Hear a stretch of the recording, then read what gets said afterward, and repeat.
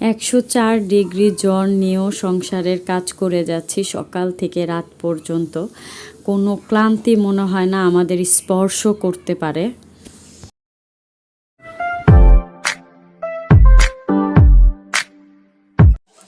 বিসমিল্লাহির রহমানির রহিম। আসসালামু আলাইকুম। আমি উর্মি রহমান ঢাকা থেকে বলছি। তো যেখান থেকে আমার ভিডিওটি দেখছেন আশা করি সবাই ভালো আছেন।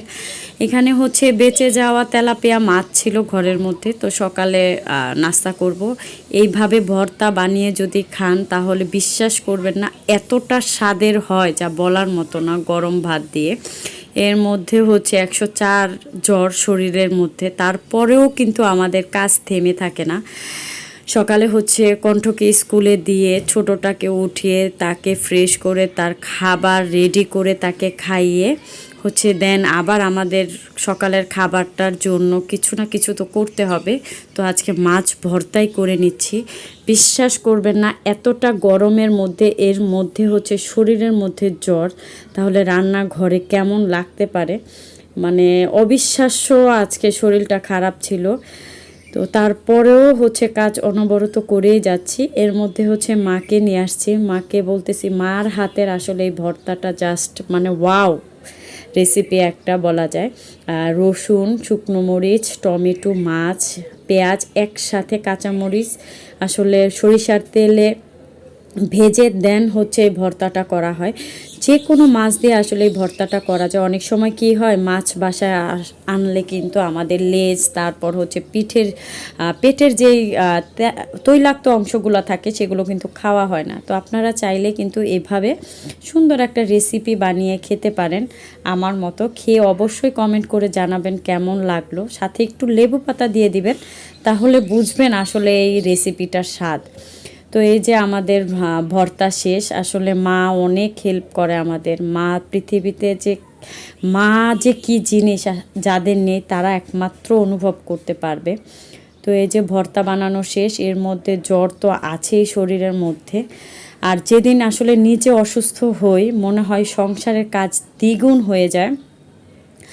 তারপর হচ্ছে মেয়ে জ্বালাতন করে। এর মধ্যে আপনাদের ভাইয়া বড় বড় 2টা রুই মাছ নিয়ে আসছে। আসলে কেটে নিয়ে আসছে, কেটে নিয়ে আসলে কি হবে, তারপরেও কিন্তু কাজ মানে কমতি নেই। তো এই বড় বড় 2টা মাছ অনেক বেশ বড় ছিল, আসলে 5 কেজির মতো ছিল।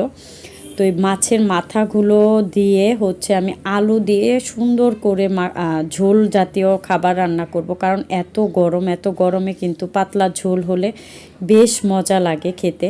আর মাছের মাথাটা আমি 2 ভাগ করেছি কেন, আমার মনে হয় যে বড় মাথার ভিতরে মশলা খুব কম ঢোকে, এটা আপনাদের ভাইয়ারও পছন্দ না।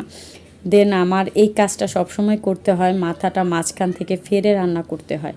তো এই যে আমি আলু ধুয়ে নিচ্ছি। আলুগুলো হচ্ছে একদম গোল গোল করে কাটলে লাস্টে হচ্ছে জিরার গুঁড়া যদি দিয়ে দিতে পারেন, ও অসাধারণ একটা তরকারি হয়। তো অসুস্থ শরীর নিয়ে রান্না বান্না সব কিছু করে, অবশ্যই তাদের সাথে সুন্দর একটু ব্যবহার করবেন, তাহলে দেখবেন তাদের কাজের চাহিদা, কাদের মানে সব কিছু আরও বেড়ে যায়।